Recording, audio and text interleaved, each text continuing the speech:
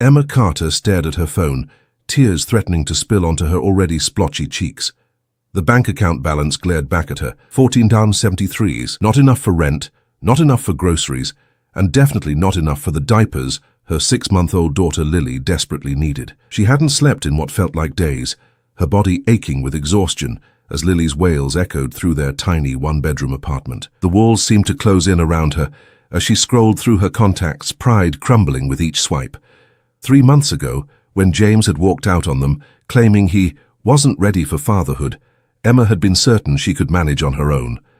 She'd picked up extra shifts at the cafe, stretched every dollar, and swallowed her pride to accept hand-me-downs from co-workers. But now, with Lily battling a persistent diaper rash and Emma's paycheck still 3 days away, desperation clawed at her throat. Her finger hovered over her sister Megan's contact. They hadn't spoken since the baby shower, when Megan had pointedly suggested adoption might be Emma's best option. The thought still stung, but Lily's needs came before Emma's pride. She began typing a message. "Meg, I know we haven't talked, but I'm in a really tight spot. I need $40 for diapers to get through until payday. I promise I'll pay you back next week." Emma's thumb trembled as she hit send, the message disappearing into the digital void. She set the phone down and lifted Lily from her makeshift playpen, the baby's soft whimpers breaking her heart all over again. "It's okay, sweet girl," she whispered, pressing a kiss to Lily's forehead. "Mommy's figuring it out." Across town in the penthouse suite of the city's most exclusive high-rise, Alexander King's phone buzzed on his desk. The 32-year-old real estate magnate barely glanced at the notification, his attention focused on the architectural plans spread before him. His newest development, a luxury residential tower that would redefine the city skyline, was behind schedule, and the meeting with investors loomed tomorrow. "Mr. King?" His assistant Rebecca called from the doorway. "Your 4 o'clock is here." Alexander nodded, finally reaching for his phone to silence it before the meeting. The unknown number and message preview caught his eye. "Meg, I know we haven't talked, but I'm in a really tight spot." He frowned, his thumb hovering over the delete button.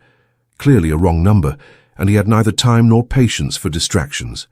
Yet something in the preview's desperate tone made him open the message.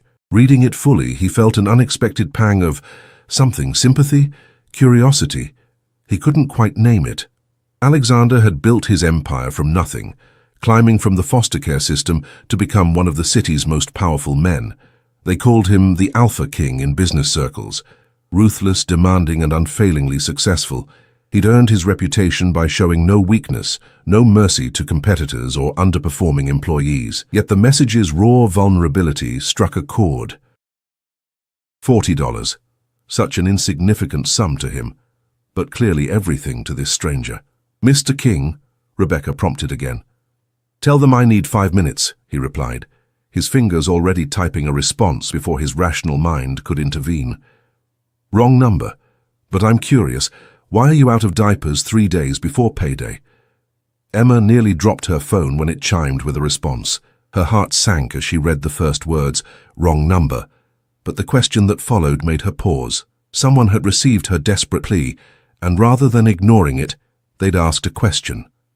The simple human acknowledgement of her struggle brought fresh tears to her eyes. "I'm so sorry for texting you," she replied quickly. "My baby's father left us 3 months ago, and I've been juggling bills. Had to fix my car last week to keep my job, and that ate the diaper money. I shouldn't have bothered you." Alexander read the response, a frown deepening the lines around his mouth. He should stop this exchange now, direct the woman to social services, block the number, focus on the $1 million deal waiting in his conference room. Instead, he found himself typing, "What's your Venmo?" Emma stared at the 2-word message in disbelief. Surely this stranger wasn't offering to help. Her fingers trembled as she replied with her username, adding, "But please don't feel obligated. This isn't your problem." Alexander transferred $300 without further comment, then silenced his phone and strode into the meeting, pushing the exchange from his mind. When Emma's phone chimed with the notification, she gasped audibly. $300, not 40. 300. Enough for diapers, groceries, and to catch up on the electric bill, threatening to disconnect service. The username on the transfer, A. King, gave her no clues about her unexpected benefactor. "Thank you," she typed quickly, This is more than I asked for, and more than I deserve. I promise I'll pay you back even if it takes time." She didn't expect a response, but one came almost immediately. "No repayment necessary. Good luck." The curt reply should have ended their interaction, but Emma, overwhelmed by gratitude and riding an emotional wave of relief, sent one more message. "You've just saved us this week. I wish I could thank you properly." Alexander saw the message during a break in his meeting, something in the woman's genuine gratitude breaking through his carefully constructed walls. Against his better judgment, he replied, "Buy the diapers. Take care of your child. That's thanks enough." For the first time in months, Emma slept through the night, Lily comfortable in fresh diapers and with a full belly. The next morning she woke with renewed determination. The stranger's kindness had given her breathing room, but she needed a sustainable solution. After dropping Lily at her neighbor Mrs. Peterson's apartment, Emma headed to her shift at Riverside Cafe with a plan forming. That same morning, Alexander's driver took an unexpected detour due to construction, forcing them down an unfamiliar street lined with small businesses. As they idled at a red light, Alexander noticed a "Help Wanted" sign in the window of a cafe, Riverside Cafe. Something about the name triggered a memory from his childhood, a warm place where a kind waitress had sometimes slipped him free hot chocolate during the bitter winters when his foster mother had locked him out. "Pull over," he instructed his driver impulsively. Inside Riverside Cafe, Emma was approaching her manager, Sarah, about picking up additional shifts when the bell above the door chimed. A tall man in an impeccably tailored suit entered, looking startlingly out of place among the cafe's worn charm. Something about his commanding presence made conversations falter and heads turn. "Welcome to Riverside," Emma said automatically, customer service smile in place despite her exhaustion. "Table for one?" Alexander met the young woman's gaze, taking in her tired eyes and the name tag pinned to her faded uniform. Something about her seemed familiar, though he was certain they'd never met. "Just coffee to go," he replied, his attention caught by a photo behind the counter. A smiling baby girl with bright eyes and dimpled cheeks. "Your daughter?" he asked, nodding toward the picture as Emma prepared his order. "Yes." Emma smiled genuinely for the first time that day. "Lily." "She's 6 months old and the reason I haven't slept properly in half a year." Alexander felt an unexpected smile tug at his lips. "I imagine it's worth it." "Every sleepless second," Emma confirmed, handing him the coffee. "That'll be $3.50. As he paid, Alexander noticed the "Help Wanted" sign again. "You're hiring?" "Part-time barista," Sarah interjected, stepping forward with interest at the well-dressed customer. "Are you looking for someone?" Alexander's mind worked quickly. "Actually, I own several businesses in the area. I'm always looking for reliable people." He produced a business card, sleek black with embossed silver lettering, Alexander King, CEO, King Enterprises. Emma nearly dropped the card when he handed it to her directly. "If you're interested in better hours and pay, my assistant could arrange an interview." Before Emma could process the offer, Alexander's phone rang. Glancing at the screen, he nodded curtly. "I need to take this." "Think about it," he said, then turned and walked out, already speaking into his phone about property acquisitions and projected returns. Emma stared at the card in her hand, the name suddenly connecting with her mysterious benefactor from the previous night. A. King, Alexander King, the same man who had just stood in her cafe, the same man who had sent her $300 when she'd asked a stranger for $40. Her heart raced as she pulled out her phone and stared at their brief text exchange, then back at the business card. It couldn't be a coincidence. Somehow fate had connected her desperate text message to one of the wealthiest men in the city. And now he was offering her a job. As Emma tried to make sense of this extraordinary turn of events, she had no way of knowing that Alexander was already instructing his assistant to research Emma Carter, or that his driver was circling back to Riverside Cafe so he could accidentally encounter her again. She couldn't possibly imagine that their brief meeting had awakened something in Alexander King that he'd thought long buried, a connection to another human being that went beyond business transactions and power plays. And neither of them could predict how their lives were about to become irrevocably intertwined, all because of a mistaken text message asking for money to buy diapers. Emma couldn't focus for the remainder of her shift. Her hands trembled slightly as she served customers, her mind racing with questions. Why would Alexander King, CEO of a major corporation, offer her a job after a chance encounter? Was it charity, pity, something else entirely? And what were the odds that her desperate text had reached someone with the means to help so effortlessly? "You okay, Em?" Sarah asked, nudging her gently as they restocked napkins. "You've been spacing out since that suit came in." Emma fingered the business card in her pocket. "I'm fine. Just thinking about childcare options if I pick up more hours." The lie came easily, though guilt followed. She hadn't told anyone about her financial crisis or the mysterious text message savior. It felt too personal, too vulnerable, and now too unbelievable. When her shift ended, Emma collected Lily from Mrs. Peterson, handing the elderly woman a box of tea purchased with her newfound funds. "You seem different today, Mrs. Peterson observed, bouncing Lily on her hip. "Less weight on your shoulders," Emma smiled. "Just a good day. Things might be looking up." At home, after Lily was fed and settled, Emma finally allowed herself to examine the business card properly. The embossed letters caught the light as she turned it between her fingers. King Enterprises. She searched the name online and gasped at the results. Alexander King wasn't just wealthy, he was in another stratosphere entirely. Self-made billionaire, real estate mogul, philanthropist with a reputation for ruthlessness in business. Articles described him as brilliant but cold, demanding perfection from everyone in his orbit. Most photos showed him in formal attire, expression serious, often flanked by models at charity galas. Nothing about him suggested the type of person who would send money to a stranger or offer a job to a struggling waitress.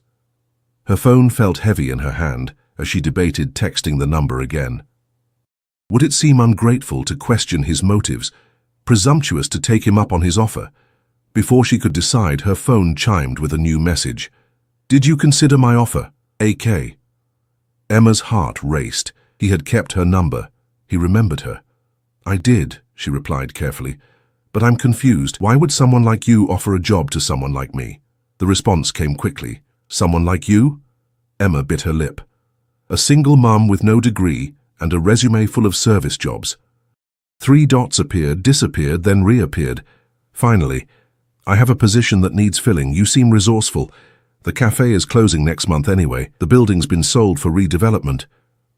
Emma felt the blood drain from her face. The cafe was closing. Her only source of income gone.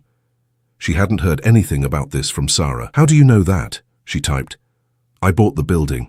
Meeting tomorrow, 9 a.m. King Tower. Rebecca will email details. Bring the baby if needed." Emma stared at the message in disbelief. Alexander King had bought the building where she worked. Was he responsible for her imminent unemployment? The audacity of offering her a job after effectively taking away her current one made anger flare in her chest. She began typing a heated response, then stopped. Lily's future had to come before her pride. If the cafe was closing regardless, she needed options. With shaking fingers, she deleted her angry draft and wrote simply, "I'll be there." Across town, Alexander set his phone down with uncharacteristic uncertainty. His impulse to help this woman made no logical sense. Perhaps it was her resemblance to Mariana, the waitress who had shown him kindness during his darkest childhood days. Or maybe it was the genuine love in her eyes when she spoke of her daughter, something his own mother had never displayed toward him. Whatever the reason, Alexander found himself instructing Rebecca to prepare for the interview with unusual specifications. Make sure the conference room has a comfortable chair for a nursing mother, and find out what time the baby usually naps.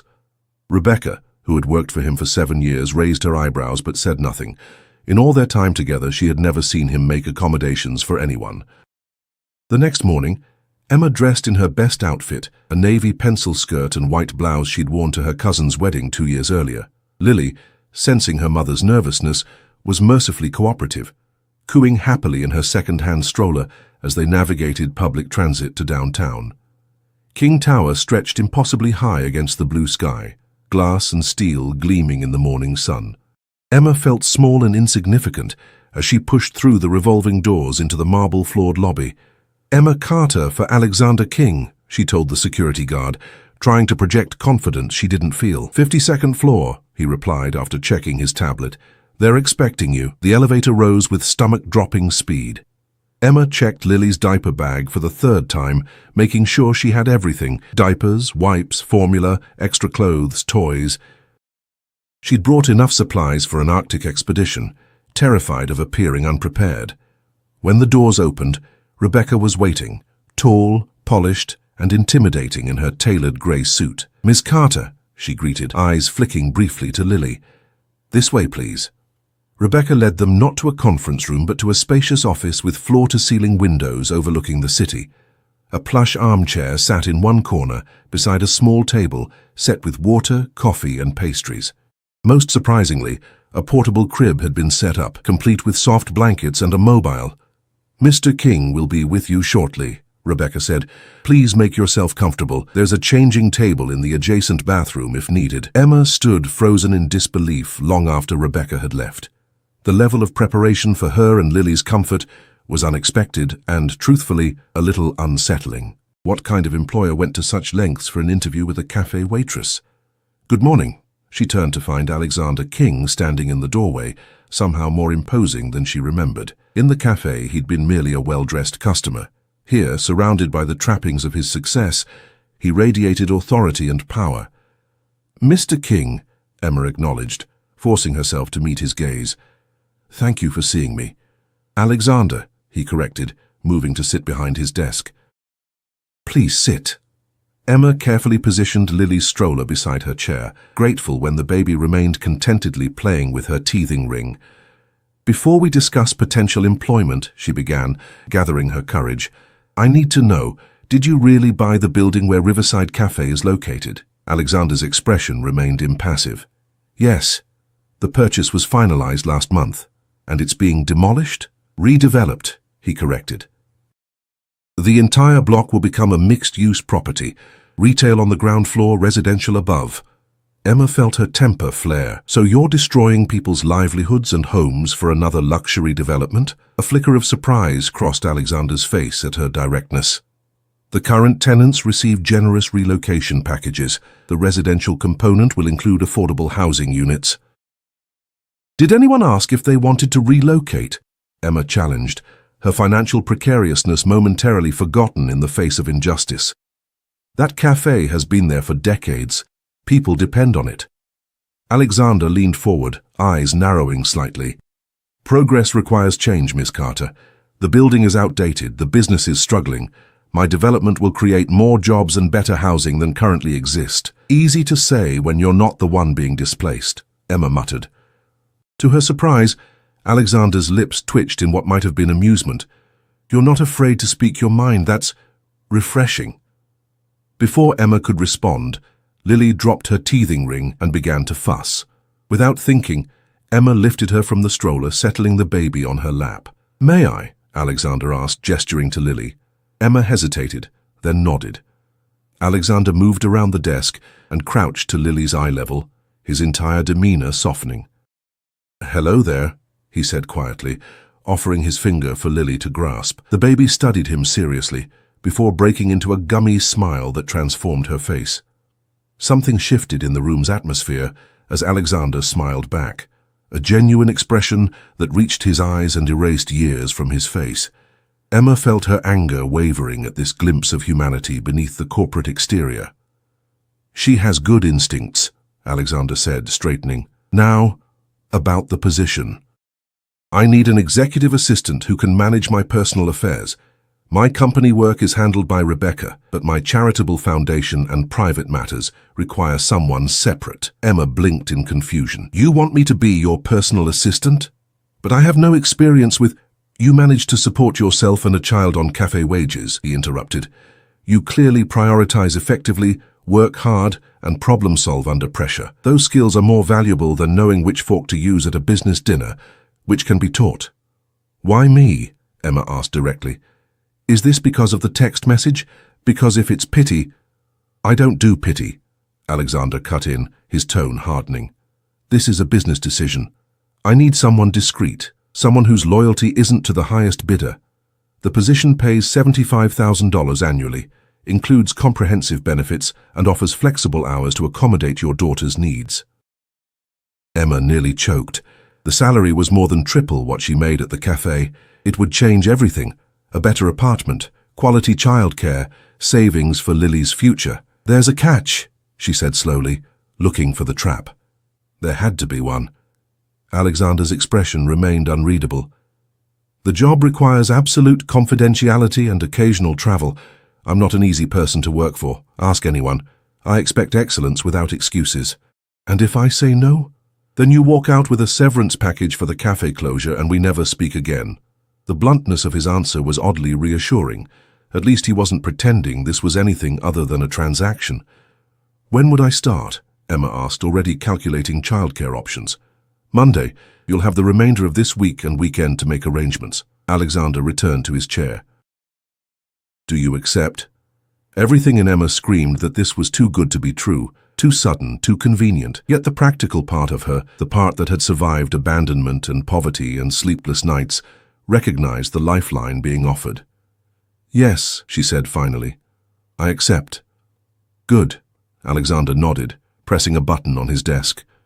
Rebecca appeared instantly, as if she'd been waiting just outside. Rebecca will handle the paperwork and orientation. I expect you here Monday at 8 a.m. sharp. As Emma signed contract after contract, a strange feeling settled over her, part relief, part trepidation. She had just tied her future to a man she barely knew, a man with the power to buy buildings on a whim and offer life-changing salaries to strangers. What she couldn't possibly know was that as Alexander watched her leave with Lily, he was already making calls to investigate James, the man who had abandoned them. Or that the redevelopment plans for the cafe building now included a dedicated childcare center for employees. Or that for the first time in years, Alexander King had changed his schedule, cancelling an important dinner to review Emma Carter's personnel file himself. Neither of them realized they had just set in motion events that would uncover long-buried secrets, threatening everything Alexander had built and forcing Emma to question everything she thought she knew about herself and the father of her child. Emma's first week working for Alexander King had been a whirlwind of adjustments. The sleek office, with its floor-to-ceiling windows and minimalist decor, couldn't have been more different from the homey chaos of Riverside Cafe. Instead of juggling coffee orders and wiping down sticky tables, she now managed Alexander's complex personal calendar, coordinated with his charitable foundation, and fielded calls from people whose names she recognized from business magazines. The learning curve was steep, but Emma attacked each challenge with determination. She'd negotiated with Rebecca to allow Lily in a specially prepared corner of her new office 3 days a week, while Mrs. Peterson watched her the other 2. The arrangement wasn't perfect, but it was working, and the first direct deposit into her bank account had nearly brought her to tears. Miss Carter, Alexander's voice came through the intercom on Friday afternoon. A moment, please. Emma checked that Lily was content in her playpen before entering his office, notepad ready. Over the past 5 days, their interactions had been strictly professional, efficient, respectful, and distant. Sometimes she wondered if he remembered their text exchange at all. Close the door, he instructed without looking up from his computer. Emma complied, taking the seat across from his desk when he gestured to it. How are you finding the position? He asked, finally meeting her eyes. Challenging but manageable, she answered honestly. Rebecca has been helpful with the transition. Alexander nodded. And your daughter? The arrangement is suitable? Yes, thank you. The childcare accommodation is... Emma hesitated, still uncomfortable with his generosity. It's made everything possible. Good. Alexander stood abruptly and moved to the window, hands clasped behind his back. I have a fundraising gala tomorrow evening for the King Foundation. You'll need to attend. Emma blinked in surprise. Me? I thought Rebecca handles your business events. This is personal, not business. The foundation supports foster children transitioning to independence, providing housing, education, and mentorship. Something in his voice shifted, becoming less detached. It's important to me. Emma noted this rare display of personal investment. Of course, what will my role be? Observe. Learn how these events function. Meet key donors. He turned back to face her. Consider it part of your training. I don't have anything appropriate to wear, Emma admitted, thinking of her limited wardrobe. Alexander waved dismissively. There's a boutique on the 40th floor. Tell them to bill me directly. Be ready at 7 p.m. tomorrow. Car will collect you. Emma bit her lip. And Lily, Mrs. Peterson can't babysit on weekends. For a moment, Alexander seemed genuinely surprised, as if he'd forgotten the existence of her child. Then his expression softened almost imperceptibly. Bring her. My penthouse has secure access and multiple bedrooms. She can sleep there while we attend. My housekeeper Maria has grandchildren. She'll watch her. Emma wanted to object to leaving Lily with a stranger, but the logical part of her brain recognized the practicality of the solution. Thank you, that's very thoughtful. Alexander nodded curtly, clearly considering the matter resolved. That will be all. As Emma returned to her desk, she couldn't shake the feeling that there was more to Alexander King than the cold, calculating businessman the world saw. The Foundation's focus on foster children, his unexpected accommodation of Lily, small cracks in his carefully constructed facade that hinted at something deeper. What she didn't know was that Alexander had spent the week conducting his own private investigation. James Wilson, Emma's ex and Lily's father, had disappeared from the city 3 months ago, leaving behind substantial gambling debts, the type of debts that attracted dangerous attention, the type of debts that might eventually lead back to Emma and Lily. Saturday evening arrived with unexpected nerves. Emma stood before the mirror in her apartment, barely recognizing herself in the emerald gown from the boutique. The saleswoman had insisted the color brought out her eyes, and the cut flattered her postpartum figure in ways her regular clothes never did. For the first time in months, she looked like someone who hadn't spent the night before mixing formula at 3 a.m. "What do you think, Lilybug?" she asked her daughter, who responded with delighted babbles from her bouncer seat. "Too much?" The doorbell rang precisely at 7 p.m. Emma gathered Lily and the overnight bag she'd packed with excessive care, then opened the door to find not a driver, but Alexander himself standing in the hallway. He wore a tuxedo that probably cost more than 6 months of her cafe salary, his dark hair styled perfectly, his posture impeccable. For a fleeting moment, something like appreciation flickered in his eyes as he took in her appearance. "You look appropriate," he said, the compliment so clinical it almost made Emma laugh. "High praise," she replied dryly. "Should I have aimed for inappropriate instead?" To her surprise, the corner of Alexander's mouth twitched. "The car is waiting." The drive to Alexander's penthouse was quiet, broken only by Lily's occasional babbling. Emma found herself studying his profile when he wasn't looking. The strong jawline, the intensity in his eyes, the permanent furrow between his brows that suggested he rarely relaxed. Alexander's penthouse occupied the top 2 floors of an exclusive building overlooking the park. Floor-to-ceiling windows showcased a panoramic view that stole Emma's breath. The space was immaculate, sleek, modern furniture, original artwork, and not a single personal photograph or memento visible. "Maria," Alexander called, and an older woman with kind eyes appeared. "This is Emma and her daughter Lily." Maria smiled warmly. "The little one and I will have a wonderful time, Miss Emma. Don't worry." Despite the woman's grandmotherly demeanor, Emma felt the familiar pang of separation anxiety. Her schedule is in the bag, along with her favorite toy. She might fuss when— "Emma," Alexander interrupted gently. "We need to leave. Lily will be fine." Reluctantly, Emma kissed her daughter's cheek and handed her to Maria, who immediately began cooing in what sounded like Portuguese. Lily, traitorously, seemed perfectly content with the arrangement. The hotel ballroom where the gala was held gleamed with opulence. Crystal chandeliers, ice sculptures, string quartet playing softly in the corner. Emma felt out of place despite her expensive dress, acutely aware that everyone else had earned their position in this room through wealth, connections, or both. "Stay close," Alexander murmured as they entered. "The sharks smell fresh blood." Before Emma could respond, they were surrounded by well-wishers and sycophants. She watched in fascination as Alexander transformed, his usual brusqueness replaced by practiced charm, his responses diplomatic yet decisive. He introduced her simply as "my assistant, Emma," offering no further explanation for her presence. An hour into the event, Emma found herself momentarily alone, Alexander having been pulled into a conversation with the mayor. She took the opportunity to examine the photo displays, showcasing the Foundation's work. Apartments for aged-out foster youth, scholarship recipients in graduation gowns, smiling mentors with their mentees. "He built it all himself, you know." Emma turned to find an elegant older woman beside her, champagne flute in hand. "The foundation?" Emma asked. "The Empire?" The woman smiled. "I'm Vivian Pierce. I've known Alexander since he was a scrawny teenager, determined to prove the world wrong." "Emma Carter," she replied, curiosity piqued. "You've known him that long?" Vivian nodded. "My husband was his first investor.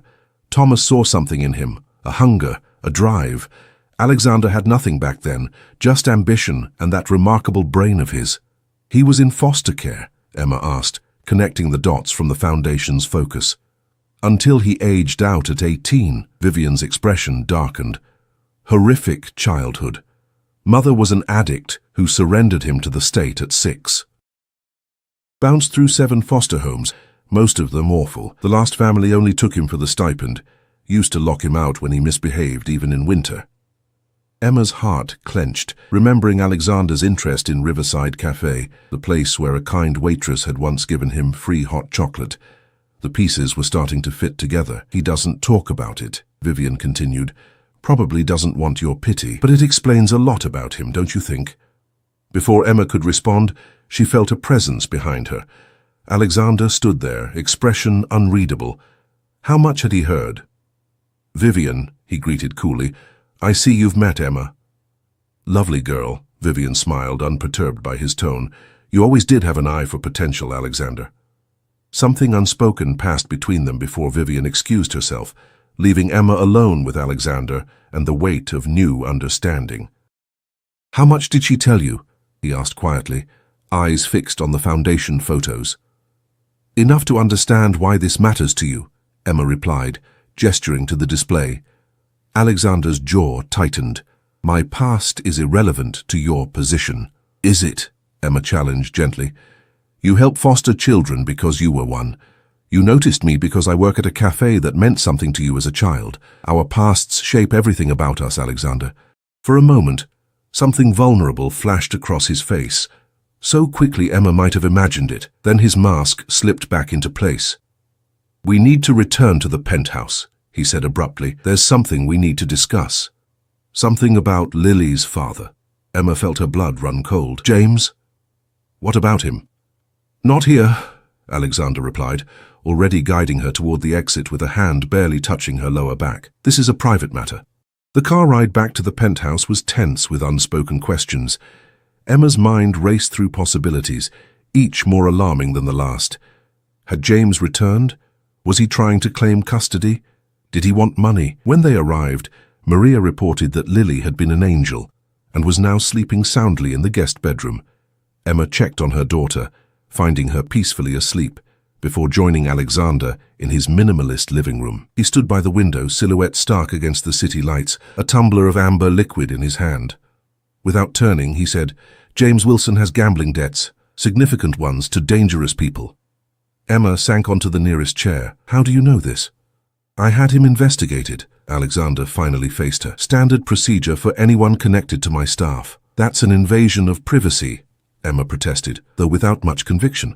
Part of her had always wondered about James's sudden departure. "It's protection," Alexander countered. "His debts put you and Lily at risk." "How? He's gone. We haven't heard from him in months." Alexander set down his glass and approached, sitting across from her. "These aren't the type of creditors who give up easily. If they can't find him, they might come looking for leverage." The implication sent a chill through Emma. "You think they'd come after us, but we have nothing." "They don't know that." Alexander leaned forward, his intensity almost palpable. "I've taken steps to ensure your safety. Additional security for your apartment building.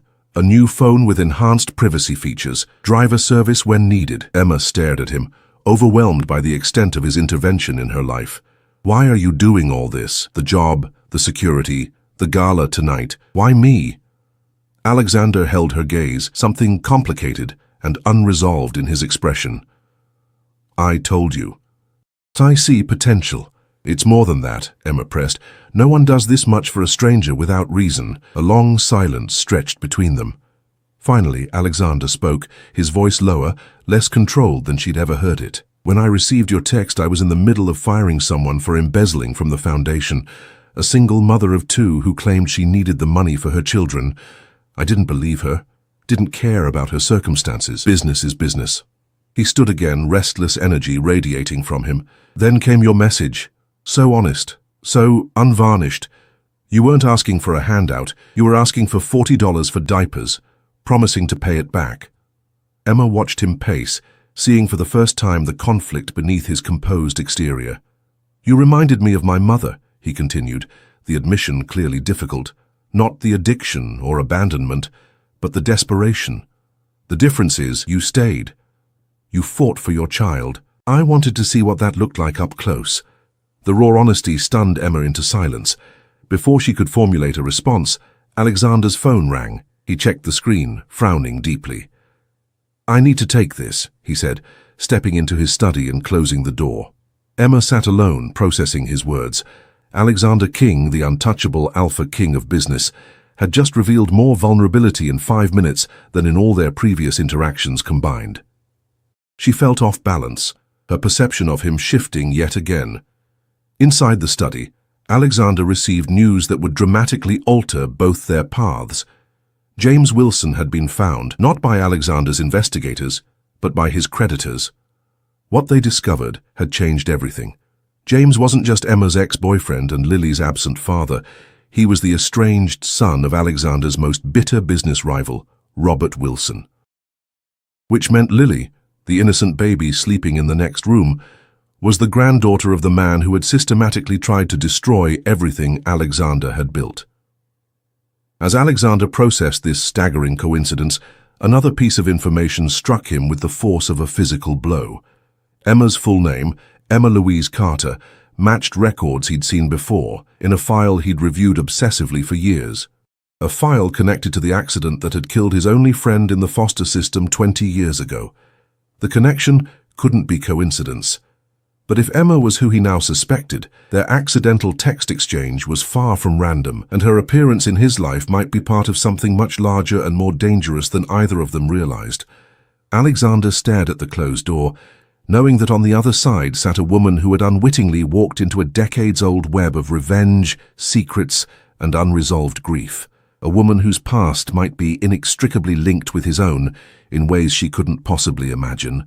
A woman who, against all odds and his better judgment, he was beginning to care for. Emma knew something had changed the moment Alexander emerged from his study. His face, usually an impenetrable mask of control, now bore the strain of someone carrying an impossible weight. His eyes, when they met hers, contained a conflict she couldn't decipher. "Is everything all right?" she asked, rising from her seat. Alexander hesitated, a rare moment of indecision from a man who commanded boardrooms with unwavering authority. "No," he finally admitted, "but this isn't the time to discuss it. It's late." "Alexander," Emma pressed, stepping closer, "you just told me my daughter might be in danger because of her father's debts. Then you took a phone call and came out looking like you've seen a ghost. I deserve to know what's happening." He studied her face with unsettling intensity. "What do you know about your parents, Emma?"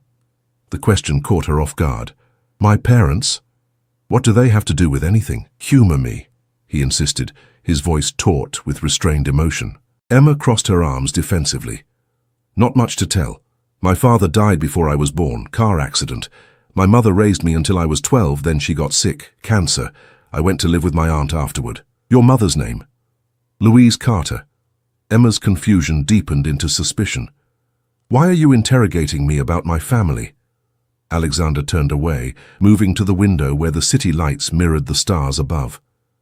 "The man on the phone was my head of security." "James Wilson has been found." Emma's heart lurched. Is he okay?" "He's alive," Alexander confirmed. "But that's not all. James Wilson isn't just some deadbeat dad who abandoned his responsibilities. He's Robert Wilson's son." The name meant nothing to Emma. "Should that mean something to me?" Alexander's laugh held no humor. "Robert Wilson is my chief competitor. For 15 years, he's tried to undermine every project, poach every client, and destroy everything I've built." Emma sank back into her chair as understanding dawned. "You think I'm part of some corporate espionage? That I deliberately texted you and engineered this whole situation?" "The thought crossed my mind," Alexander admitted, turning to face her. "The coincidence is too perfect." Anger flared in Emma's chest, hot and sudden. "Coincidence? I texted my sister for diaper money." The universe has a sick sense of humor if it connected me to you and created this mess. She stood, hands trembling with indignation. I should go. I'll have my resignation on your desk Monday. No, Alexander said sharply, moving to block her path. You can't leave. Not until we understand what's happening. There's more. Something in his tone, an urgency bordering on desperation, made Emma pause. What more could there possibly be? Alexander ran a hand through his hair, disheveling its perfect arrangement. When I was 16, I had one friend in the foster system, Michael Carter. He died in a car accident the night we both aged out of the system. The driver of the other vehicle was Louise Carter. Emma felt the blood drain from her face. That's not possible. My mother wouldn't... The accident report listed her blood alcohol level as twice the legal limit, Alexander continued, voice hollow with old pain. She had her 4-year-old daughter in the car, Emma Louise Carter. The room seemed to tilt beneath Emma's feet. No, she whispered, gripping the back of the chair for support. My mother wasn't a drunk driver. She was responsible, loving. People are rarely what they seem, Alexander said quietly. I've spent years tracking what happened that night. Your mother served 6 months for vehicular manslaughter. The judge was lenient because of you. Emma shook her head vehemently. I would remember something like that. I would have known. You were 4, Alexander reminded her gently, and adults protect children from ugly truths. Why didn't you say something when you first realized who I was? Emma demanded, struggling to reconcile this revelation with her cherished memories of her mother. Alexander's expression hardened. I didn't know until tonight. Your mother changed your middle name from Louise to Lynn in the court records. It was only when my security team ran a deeper background check because of James that they found the original birth certificate. Emma felt sick, memories shifting and realigning with this new information, the special juice her mother never let her taste, the hushed arguments with her aunt about staying clean, the way her mother had always avoided driving, even for short distances. Why tell me this now? She asked, her voice barely audible. Because I need you to understand what we're dealing with, Alexander replied, his tone softening fractionally. These connections can't be coincidental. James Wilson, son of my greatest enemy, has a child with the daughter of the woman who killed my only friend. Now you've appeared in my life through a misdirected text. Emma felt a chill run through her. You think someone planned this? That's insane. In my world, insane is Tuesday, Alexander said grimly. Robert Wilson has spent years trying to find my weaknesses. What better way than through a woman and child I might come to care about? The implication hung in the air between them, neither willing to acknowledge the admission it contained. I need to check on Lily, Emma said finally, needing escape from his piercing gaze and the weight of revelations threatening to crush her. In the guest bedroom, Lily slept peacefully, oblivious to the storm brewing around her. Emma watched her daughter's gentle breathing, tears sliding silently down her cheeks. How had her simple life unraveled so completely in just 2 weeks? From desperate single mother to central figure in some bizarre corporate vendetta, with her own history rewritten beneath her feet. When she returned to the living room, Alexander stood exactly where she'd left him, as if frozen in time by the weight of their shared past. What happens now? Emma asked wearily. Before Alexander could answer, his phone chimed with a text message. His expression darkened as he read it. Security breach in the building. We need to move. Now. Emma's heart rate spiked. What? Who? No time. Alexander cut her off, already moving toward the guest room. Get Lily, we're leaving through the service elevator. Emma grabbed the diaper bag, while Alexander gently lifted the still sleeping Lily, cradling her with surprising tenderness against his chest. They moved swiftly through the penthouse to a hidden elevator at the back, Alexander punching in a security code with his free hand. My car is in the garage, he explained in hushed tones as they descended. We'll go to my lake house. It's secure, isolated. You think we're in actual danger? Emma whispered, reality still feeling surreally distant. Alexander's gaze was stone-cold serious. Robert Wilson doesn't make idle threats. If he's connected the dots between us, he'll use any leverage available. The parking garage was eerily quiet as they hurried toward a sleek black SUV with tinted windows. Alexander carefully transferred Lily to Emma's arms, then opened the passenger door. The sound of footsteps echoed across the concrete, just as Emma settled into the seat with Lily. Alexander tensed, positioning himself between Emma and the approaching figure. Mr. King. A man's voice, smooth and cultured, emerged from the shadows. A bit late for a family outing, isn't it? The man who stepped into the dim light bore a striking resemblance to James, the same aquiline nose, the same set of the jaw. But where James had always exuded boyish charm, this man radiated calculated menace. Robert, Alexander acknowledged coldly, breaking and entering is beneath even you.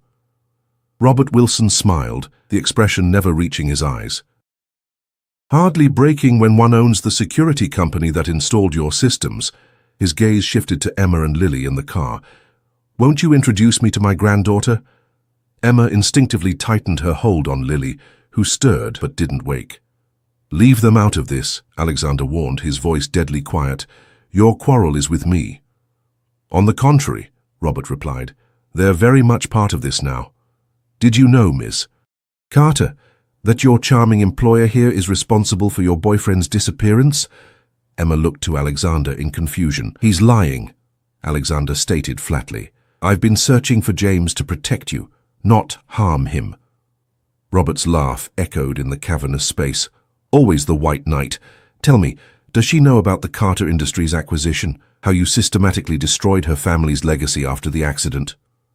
Emma felt as if she'd been struck. Carter Industries? My grandfather's company. Alexander's expression confirmed Robert's words before he could deny them. It was business, Emma. I didn't know the connection until tonight. Business, Robert echoed mockingly. Just like it was business when you drove my son away from his child, threatened him with exposure of his gambling debts if he didn't disappear. That's not true, Alexander snapped, but Emma caught the flicker of guilt in his eyes. The pieces fell into horrible alignment in Emma's mind. Alexander had known about James all along, had perhaps even engineered his departure, clearing the path to insert himself into their lives. I trusted you, she whispered, the betrayal cutting deeper than she would have thought possible 2 weeks ago. Emma, Alexander began, but was interrupted by the arrival of 3 security guards, their attention focused on Robert Wilson. Sir, one addressed Alexander, we have the situation contained. Robert smiled thinly. This isn't over, King. Not by a long shot. He nodded politely to Emma. We'll speak soon, Miss Carter, about your daughter's inheritance, if nothing else. As Robert was escorted away, silence fell heavily between Emma and Alexander. Lily, disturbed by the commotion, began to whimper softly. Get in, Emma said tightly. We're leaving, but not to your lake house. You're taking us home. The drive to Emma's apartment was tense with unspoken accusations. Alexander made one attempt to explain, but Emma silenced him with a raised hand. Not now. Not while I'm trying to process that everything, my mother, my grandfather's company, James leaving, even you offering me a job, might be part of some elaborate revenge plot spanning decades. When they arrived, Emma gathered Lily and her belongings with mechanical efficiency. At her door, she finally turned to face Alexander. Was any of it real? She asked, her voice barely steady. The help, the job, the concern for Lily, was it all just manipulation? Alexander met her gaze unflinchingly. It started as curiosity, then protection, then something I didn't expect. That's not an answer, Emma challenged. I didn't engineer James's departure, Alexander said firmly. But when I discovered who he was, I did investigate him. Your text message was genuinely random, a cosmic coincidence. Everything since has been my attempt to make sense of it, to protect you both from Wilson's games. And my family's company? Alexander's expression tightened. That was business, before I knew you existed. Carter Industries was failing after your grandfather's death. I acquired it, restructured it, saved hundreds of jobs in the process, while erasing my family name, Emma noted bitterly. While honoring my friend's memory in my own way, Alexander countered. Michael wanted to be an architect. The Carter building downtown houses my architectural division. Emma shook her head, too overwhelmed to process another revelation. I need time, space, to think about all this. You'll have it, Alexander promised, but you'll also have security, non-negotiable. Robert Wilson is dangerous, especially now. Fine, Emma conceded, too exhausted to argue. Good night, Alexander. Emma, he called as she began to close the door. For what it's worth, I never intended to care about either of you." The admission hung between them as much a confession as Alexander King was capable of making. The following week passed in a blur of emotions and decisions. Emma took leave from her position, using the time to research everything Alexander and Robert had claimed. The truth, as always, lay somewhere in the complicated middle. Her mother had indeed caused the accident that killed Michael Carter, though court records suggested mechanical failure had contributed. Carter Industries had been on the verge of bankruptcy when Alexander acquired it, and he had indeed preserved many jobs while expanding the company's reach. And most surprisingly, bank records Emma obtained through her aunt showed that anonymous donations had funded her mother's cancer treatments, donations that coincided with Alexander's first major business success. As for James, Emma finally received a letter postmarked from Seattle. He admitted to running from gambling debts, confirmed his father's vendetta against Alexander, but denied any grand conspiracy. "I left because I was a coward," he wrote. Nothing more complicated than that. On the 7th day, Emma found herself standing outside King Tower, Lily babbling happily in her stroller. The security guards nodded respectfully as she entered, the elevator taking her directly to the executive floor without her needing to request it. Alexander looked up from his desk as she entered his office, surprise and something warmer flickering across his features before he controlled his expression. "I've been researching," Emma said without preamble, "trying to separate fact from fiction." Alexander set down his pen. "And your conclusions?" "That the past is complicated, that people make mistakes and sometimes try to atone for them in strange ways." She met his gaze steadily. "That sometimes the universe has a bizarre sense of humor, connecting people through misdirected texts and shared histories."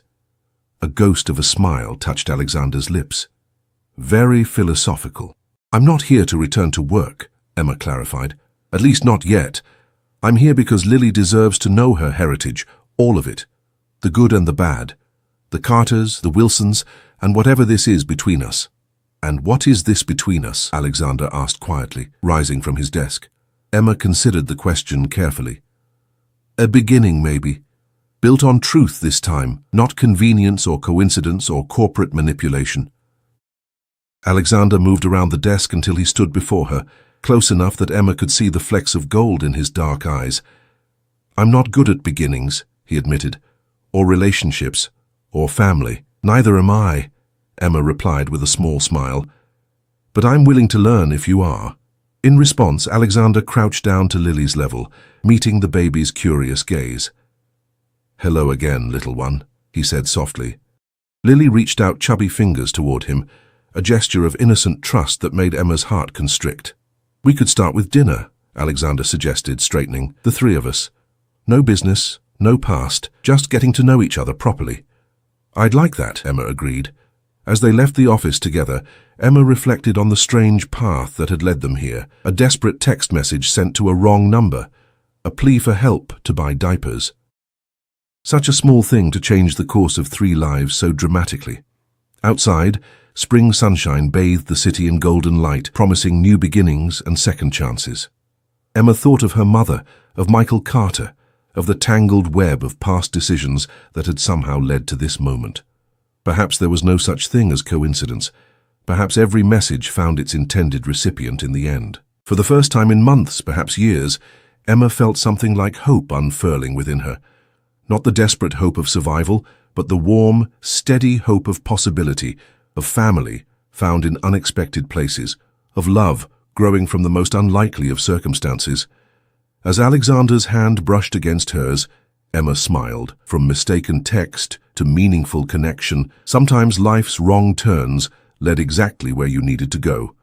6 months later, Emma stood on the balcony of Alexander's penthouse, their penthouse now watching the sunset paint the city in hues of gold and crimson.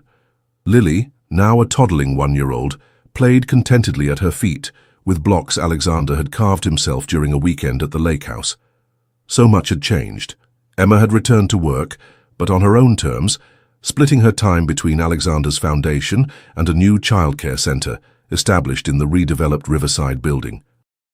The center, named after Michael Carter, provided free services to single parents and foster families, Robert Wilson remained a shadow on the periphery of their lives, though his attempts to drive them apart had ultimately failed. James had returned briefly to meet Lily properly before leaving again, this time with Alexander's financial help to start fresh debt-free in Seattle. "Penny, for your thoughts." Alexander's voice came from behind her as his arms encircled her waist. Emma leaned back against him, content in a way she never could have imagined that desperate night when she'd texted for diaper money, just thinking about wrong numbers and right timing. Alexander chuckled, the sound vibrating against her back.